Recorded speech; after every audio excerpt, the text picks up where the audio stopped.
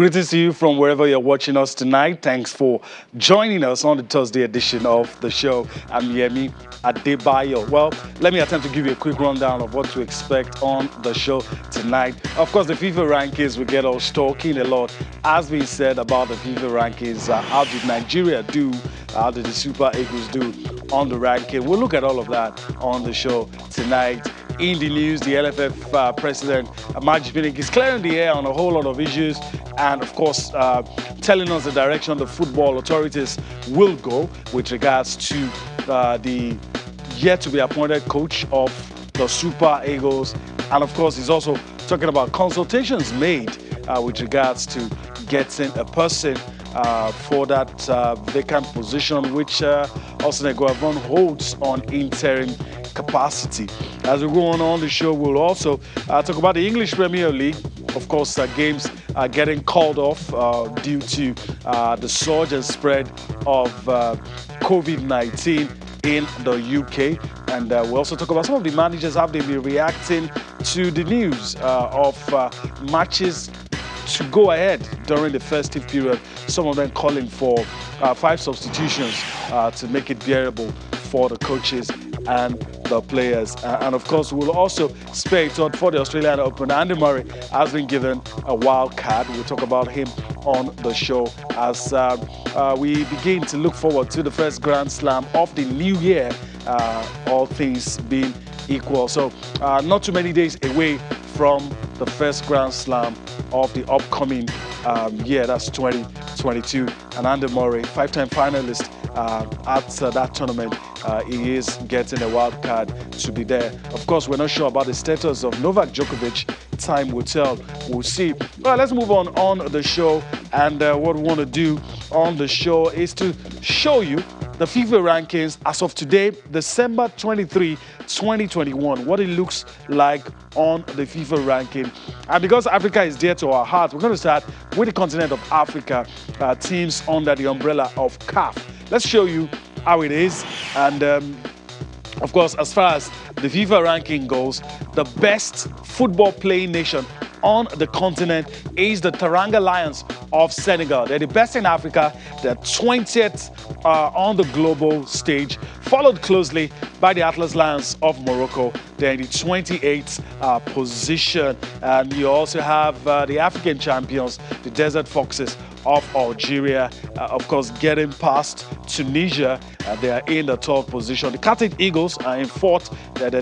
According to the rankings, they're the 30th best football playing nation in the world. And Nigeria remains the 5th best in Africa and occupy the 36th position in the world. That's the situation report talking about men's football on the global stage. That's the world ranking for you, the top 5. Africa is there to our heart. We started with Africa. Senegal is 20, Morocco is 28, Algeria 29, Tunisia 30, and the Super Eagles of Nigeria occupying the 36th position in the world. Let's go to the global stage where there's nothing has changed. Nothing has really changed. The usual suspects still in there. Belgium in 1st position, Brazil's Seleção in 2nd position, Le Bleu of France in 3rd position, the Three Lions of England in the 4th position, RB Celeste of Argentina in 5th position, Italy's Azzurri is in the 6th position, Spain in the 7th, 8th, you have Portugal, also called Seleção. You have the Danes as Denmark in 9th, and you have the Netherlands, that's the Orange Boys, in the 10th position. All right, so that's the FIFA ranking. We'll talk more about the FIFA ranking as we move on the show. But I also want you to listen to an interesting comments made by the NFF president, Amaju Pinnick. Is talking about consultations made with best football managers in the world on the current situation of the Super Eagles, getting inputs left, right, and center so that a good decision can be made with regards to that vacant position. Let's listen to the NFF president, Amaju Pinnick, speaking on that situation. We want to make mistakes, and that's why we interface with the ministry on every level. on every level, you know. So, and if you have, I also spoke with, Hassan is our technical director in FIFA. We had an interface. I had an interface personally with him on some of these coaches. And of course, Mourinho. I mean, these are two of the best coaches in the world. And we also interface with some. I'm not going to tell you that we didn't talk to Mourinho. We spoke to Mourinho. Even the minister spoke with Mourinho. So. And there's nothing wrong about that because he is equally as concerned the way we are. So, and there's no. We want to. If you can see that our last coach for 5 years, it was just for 5 years plus, because we don't want to be going back and forth. So we didn't want to make any mistake. We want to make sure we dot all the I's, and everything will come in a near perfect situation. If the coach will give us the Nations Cup, the coach will be drafted immediately. So I'm not going to tell you that so what's the essence of employing? If our technical committee, they survey their report, and the executive committee say yes, and we are ready. So what are you waiting for? You know me, I don't know how to observe what. What are they observing? It's coming here to work, and it's coming here to work immediately. Or I talked with all of them. And when I was talking to one of them yesterday, he's using, I was just impressed, using the Wii Scout, scouting all our players. He was telling me about things that I don't even know about our players. He was telling me things that I don't even know. The strength of each player. It was new to me and quite impressive. From Ndidi to Balogun to the strength of each player.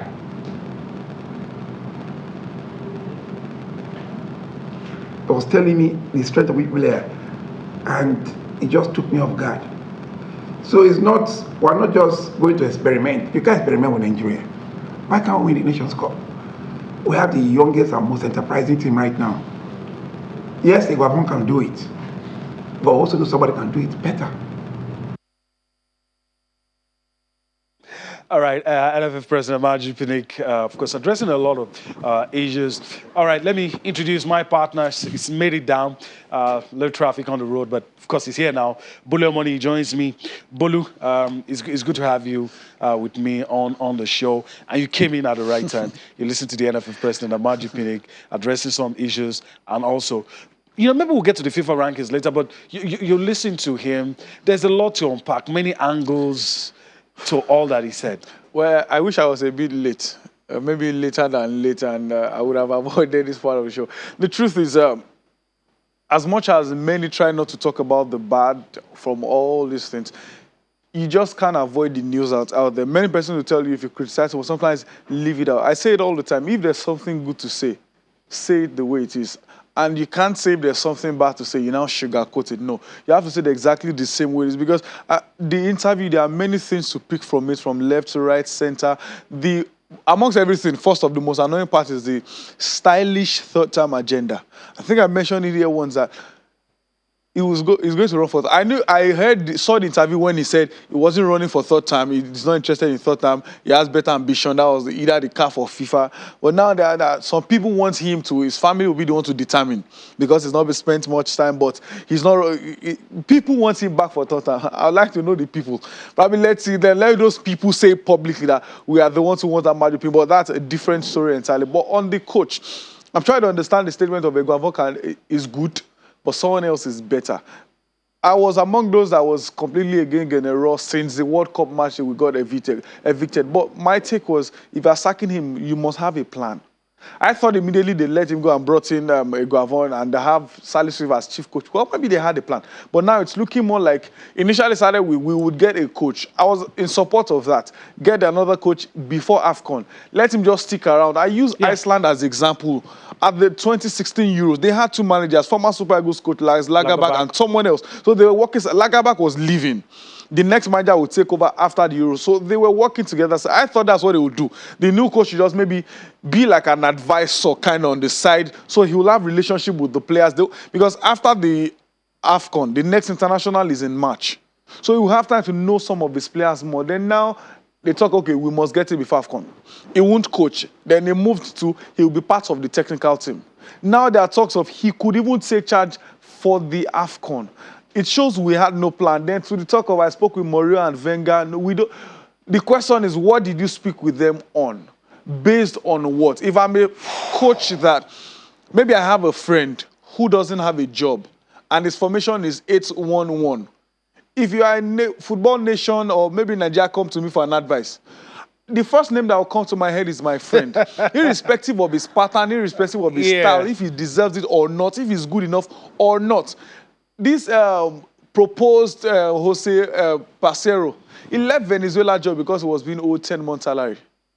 We know the issue of Genero that was being owed 8 months before they decided to pay 5. And also, I'm not against advising or whatever, but it has to be based on what? My worry, as much as I refrain from appearing to have a position which we're not supposed to do when you sit on this side. If we're having this conversation privately, I would have been able to see something. But as much as I don't want to do that, it looks like we're still doing these knee-jerk reactions.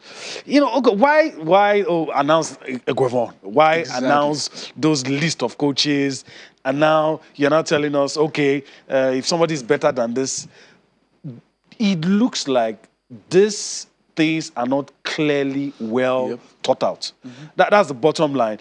Even if the coach you're bringing is a World Cup winning coach, you have to plan the way you do things. That's why I said there's a lot to unpack.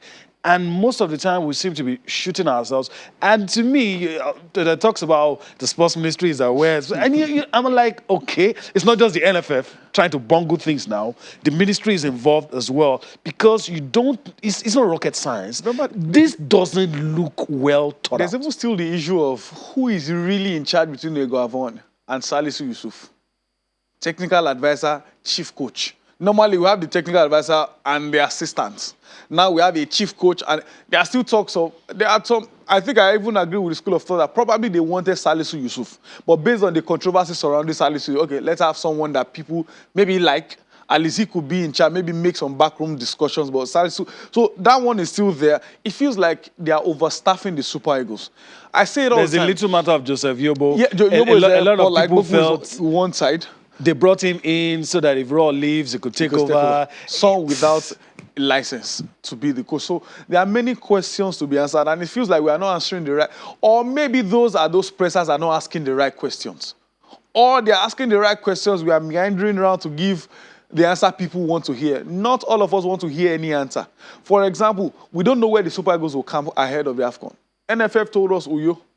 Sport Ministry is saying it's Abuja. So where are we camping? If I want to send a journalist there to cover, where am I preparing for? Am I preparing for Abuja or for you? Those questions are still there. There are talks of, yes, you will settle. Let's know the truth about how you will settle Rohr, because Rohr will keep talking. We'll even talk about Rohr. Another cause for worry, most African countries are releasing their provisional squad. Some are even releasing their straight 28. You know, there were news filtering in that it was going to be released yesterday. That hasn't happened. As at press time, as at the time we were coming in, it also hasn't happened. I'm not saying it's a big deal, but those things show a state of preparedness. And now, if you're saying all of that, is it the new man that you want to bring in that is going to be responsible for that list, or someone else will do that list? And you know, sometimes we just successfully shoot ourselves in the foot. That's the way I see it sometimes. Even the talks of one of the guys told him some things about the players he did. I don't believe him. I don't think that's the truth. And I don't even get carried away. Last Lagerback came with PowerPoint. Didn't win a game at the World Cup. Rohr came with, I guess he did his debut and all this. So I don't think I believe that, because if someone has a job doing his job and just left. You can't expect someone you spoke with maybe a few days ago to tell you the best about your players. No, even some of those players are not playing. Leon Balogun was injured for a while. Even without injury, Calvin Bassey Ogelumba is benching him with Rangers now. Chustakong is the games they played. There has been lots of blunders, complaints from fans and coach. So some of our players are not even playing in their club. So how do you have time to study them and tell us more about it? So I don't believe that. I think he's just trying to sell. We heard initially it was Mose Pacero. Now is another Jose Moraes.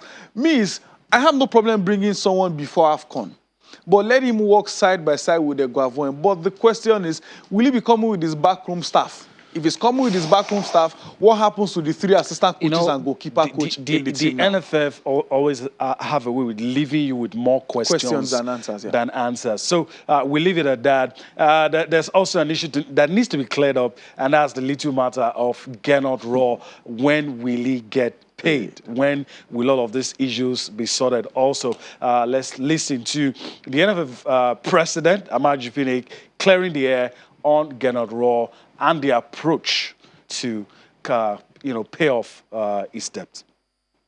What is the last situation? We are working on 2 different things. First thing, we want to make sure we clear Gernot Rohr's outstanding salaries and everything that is entitled as enshrined in his contract.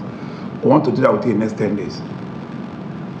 We're in touch with our sponsors and they have full commitment to it. So then we also have to have a reserve, because we're looking at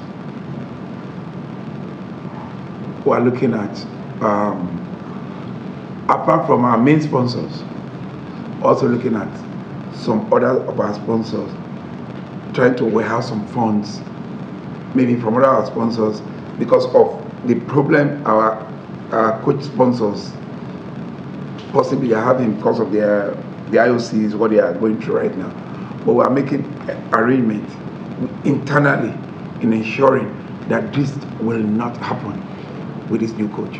We don't want to give any excuse, but trust me, we are warehousing funds for at least for his payment for the next 6 months. All right. That's good. That's Amaju Pinnick, the NFF president, explaining the current situation, Gernot Rohr, and plans to avoid getting into this kind of situation again. But we hear this all the time. All the time. And the 10 weeks he said about paying Gernot Rohr is just around the corner, probably around when we'll be playing the qualifiers. And I hope we won't come back to it, because in his last press, I talked about the players that are owing. That is a certain game that are owing, not as much as people are talking. We shouldn't be in this situation. Unfortunately, we are here. I just hope it's not, oh, they want me to talk about it. Yeah, I've spoken about it. What else do you want? Because people will count. Sometimes when you say things, you think, especially on social media, they may not say anything till it's time to deliver what you promised. Then they remind you, you said this, this, and that. Hopefully, we're in the same situation again, because we are dragging, who are we calling, who are we bringing in as the next manager? We shouldn't be talking about will Eguavoen lead the team to AFCON. No, we should be talking about, what happens after AFCON? What if Eguavoen wins the AFCON?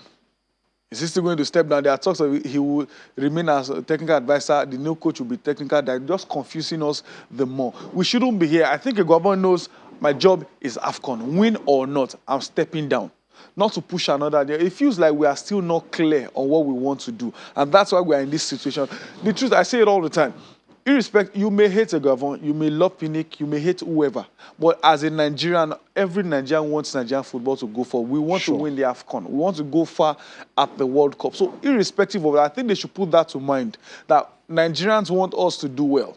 If we do well, we'll probably not talk about the negatives. Like we were complaining on that row. If results were turning out well, despite the poor play, we could feel, okay, well, at least 2 things are not bad. But results were bad, and the outcome is also bad.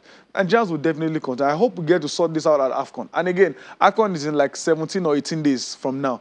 And we still don't know who and who will be playing. There's still the controversy with some clubs. And even though I think those ones are joking, especially Napoli that was talking about suing, they are jokers. But at least let us know who is who. We can start searching and say, okay, this one, is it worth it? Right. What should we look out for in this player? Hopefully everything turn out well come March 11th, so we'll play Egypt. All right, we need to calm down. It's getting a bit heated.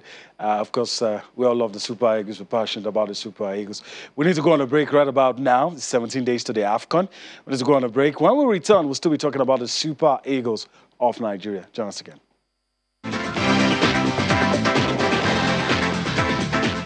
All right, welcome back. And before we go on to the United Kingdom to talk about the English Premier League. Let's wrap things up on the Super Eagles. This uncertainty is not good. If I'm Austin Eguavon and I listen to some of those comments, I'm like, what exactly am I doing here?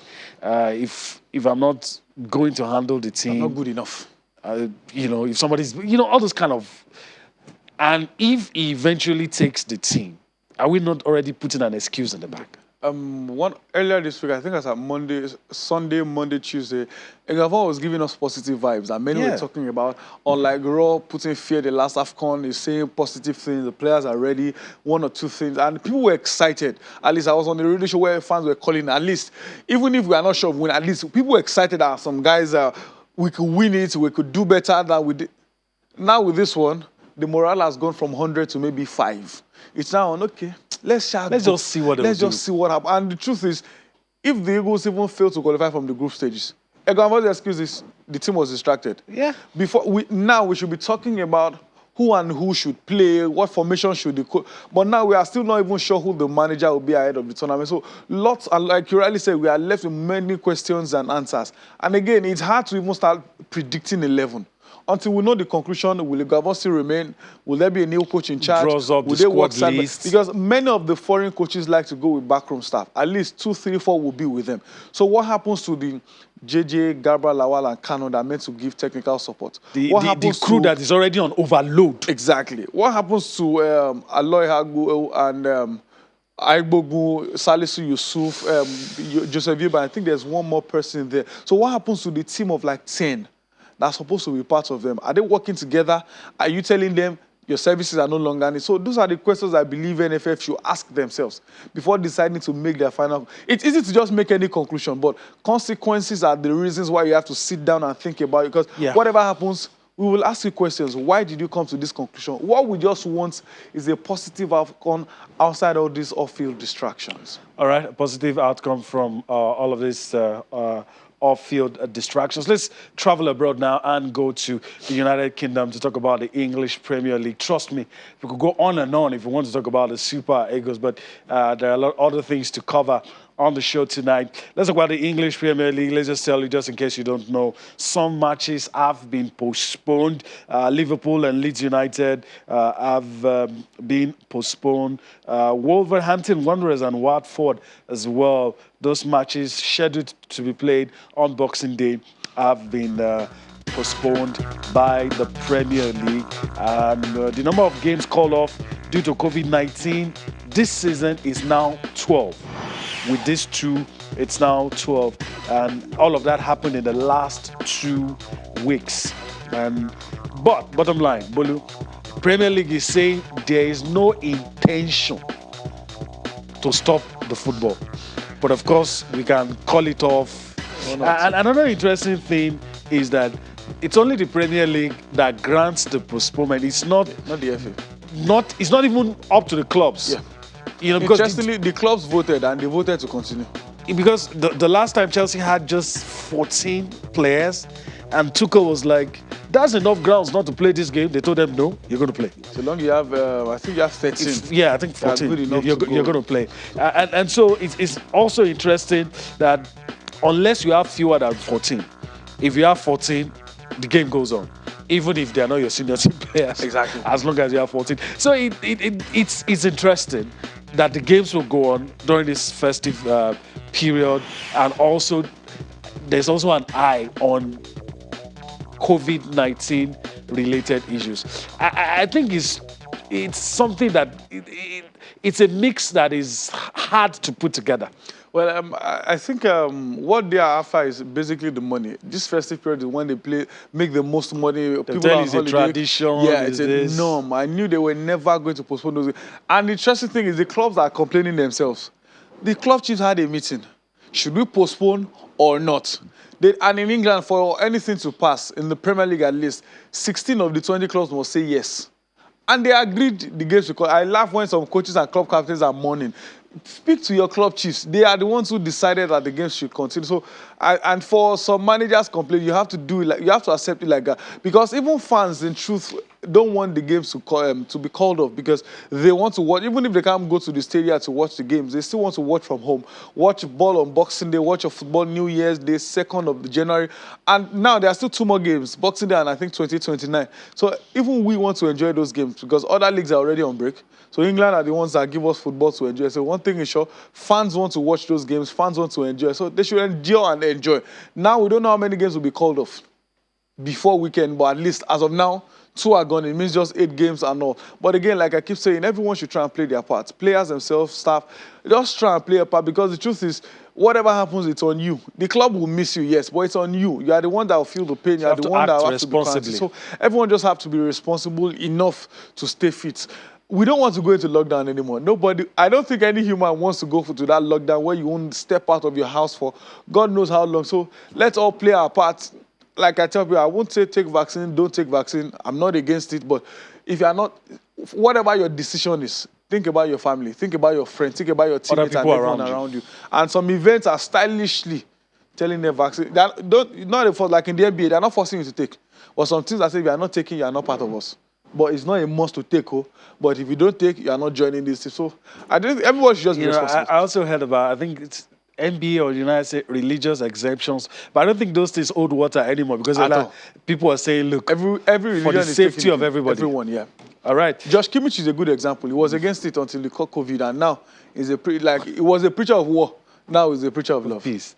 Okay, let's listen to Manchester City manager Pep Guardiola talking about the fixture pile-up, and it's just complaints all over. But let's listen to him. We'll come back, get some more perspective on what's going on with the English Premier League. The tradition from Boxing Days in the football in the Premier League is massively important. Is one of the characteristics. That's why this league is special in this time of period. This is not going to be changed. Premier League always, the Boxing Days was so important. It was so nice for the families, go to all together to the stadiums. I can imagine 1st of January in London, Arsenal, Man City, 12:30. How nice will be the stadium with all the people. The problem is the fixtures, the calendars, that 365 days a year, with the international duties for the national teams, for the huge competitions, for a lot of games. This is the problem must be solved.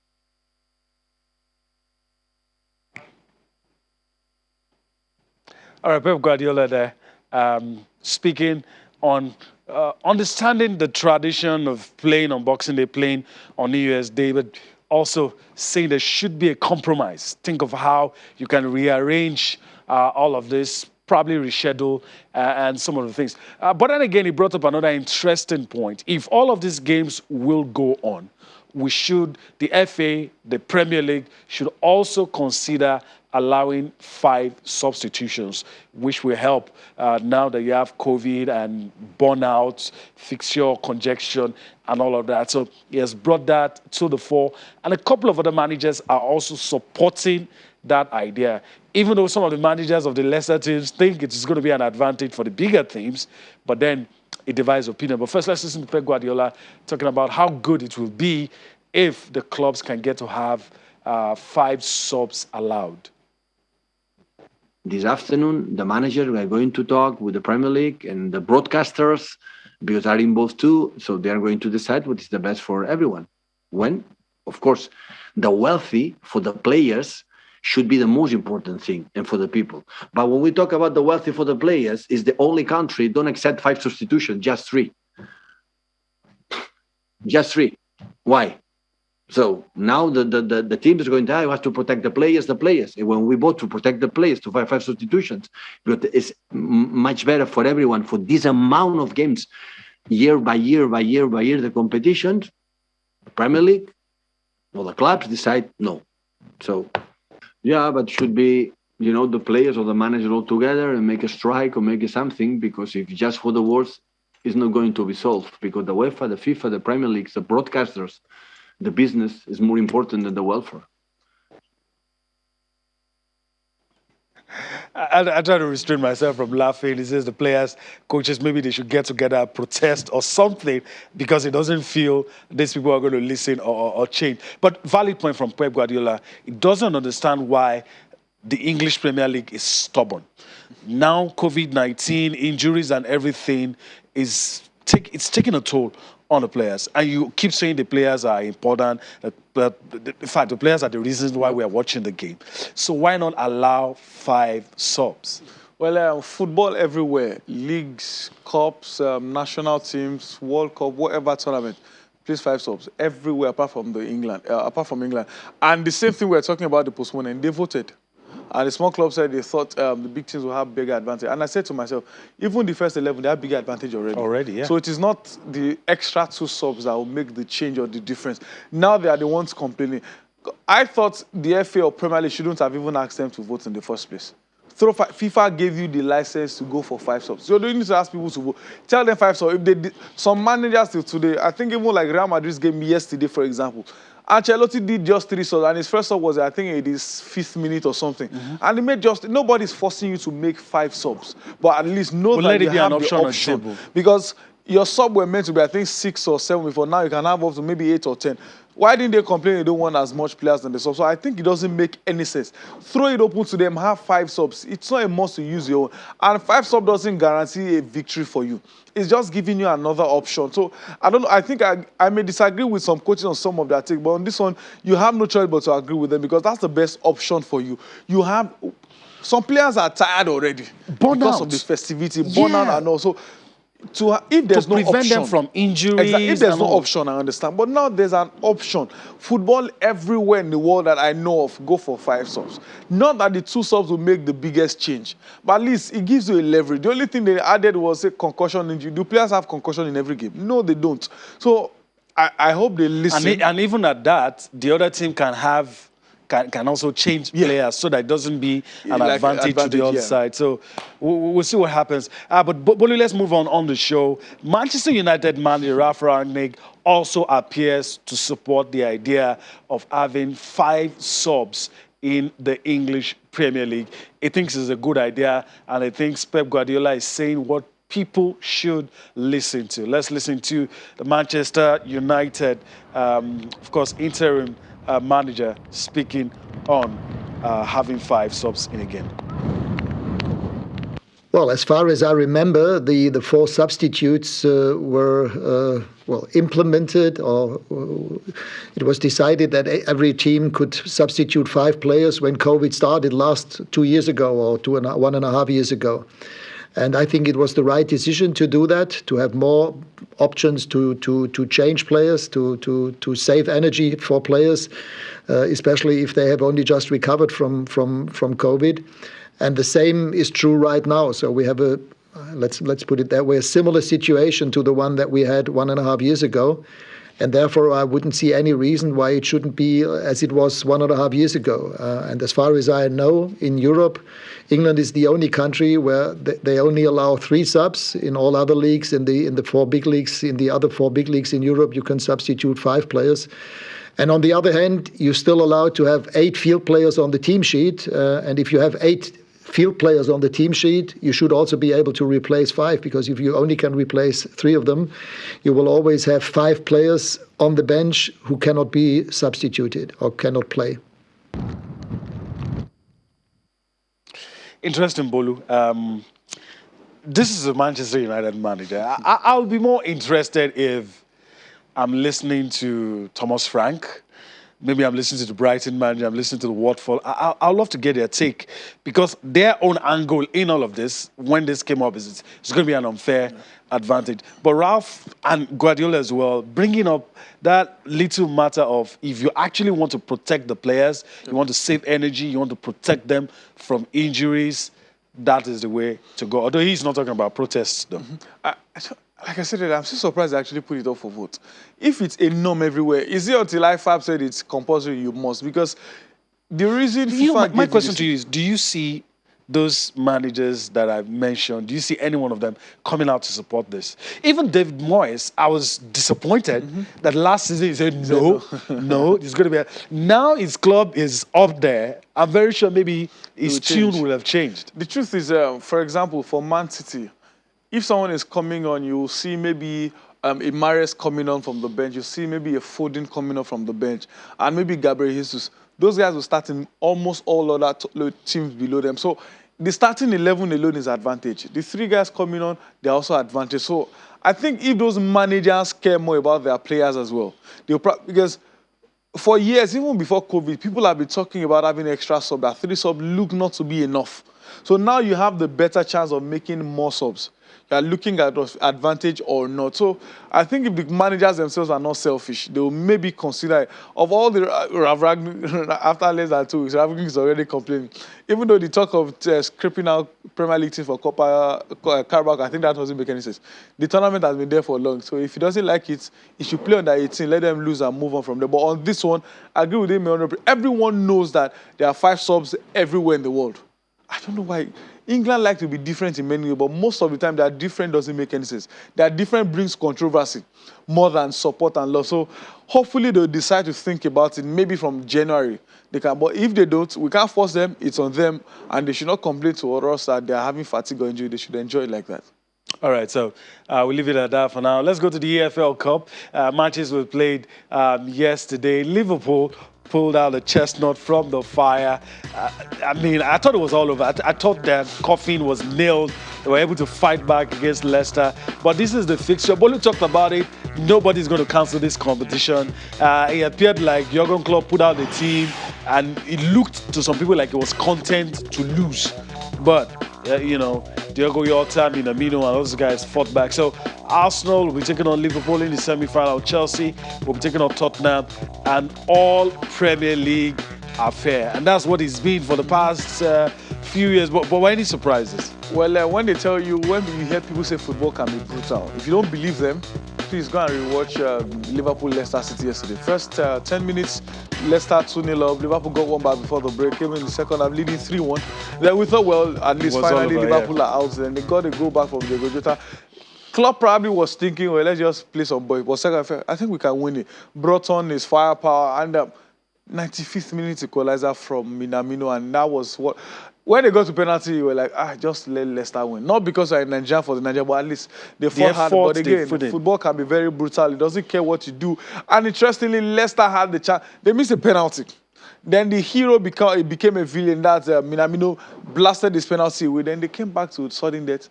Leicester still missed again. It shows football doesn't care about you. It is who gets the ball into the back of the net. Good game from there. So the Chelsea fought hard. They didn't get the goal earlier on, but when the goal started coming on, they won the goal for them. 2 goals. Then Leicester City, Leicester, Tottenham Hotspur as well. Good win for them. But before then, Arsenal won on Wednesday and Tuesday, then chilling for them. When you guys are ready, join us. This is an all Premier League affair in the semi-final. Hard to predict. London derby. And remember, Arsenal, when they played top teams in the FA Cup semi-final and final with Arteta, they won. And I don't think Arsenal, when they meet Liverpool, would play any French side. Liverpool will likely still do mixture of both, but I think Arsenal will go all out, and that could be their own. Now, I'd love to see maybe Arsenal Spurs. Let's have a London derby in the final. Yeah, best chance of a trophy, and I'm very sure they're not going to play around with it. All right, so that's interesting. We've given you the semi-final fixtures, and I think the matches will be played in January. Yep. So we'll see what happens with that one. So Bolu, your quick reaction to the FIFA ranking. You scared me a while ago. I don't know if I should still be scared. That's it. Africa, right there. I hope they don't use this. I just hope they don't.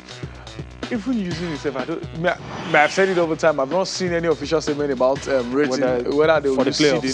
People are the ones saying, I've tried to read again. I've not seen, and I've not heard from FIFA themselves. And being talked about, they're using November or October rankings. I don't think that's possible. If they're using the rankings, why would they do draw in January and use rankings for November? So whichever happens, we are still waiting for one more ranking before then, the one in January. At least for now, we are not scared because Egypt are still not ahead of Nigeria. But whatever happens, like one of our football agents told us recently that you shouldn't underrate both Guinea-Bissau and Sudan. I don't think we should underrate anyone.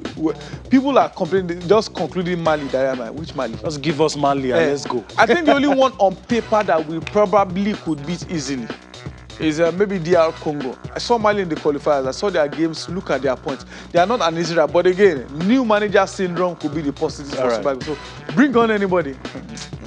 Let's give us the RC. Give us the RC. That's all we want. Yeah. All right, that's a good place to leave it on the show tonight. Bolo Money, I want to thank you. As always, it was fun doing this with you. Yeah, it's always a pleasure being around. All right, that's the show today. Do hope you've enjoyed everything we've been able to do. We'll be back here again tomorrow. One more edition before we wrap it up for this week. So we'll see you tomorrow. Bye-bye now.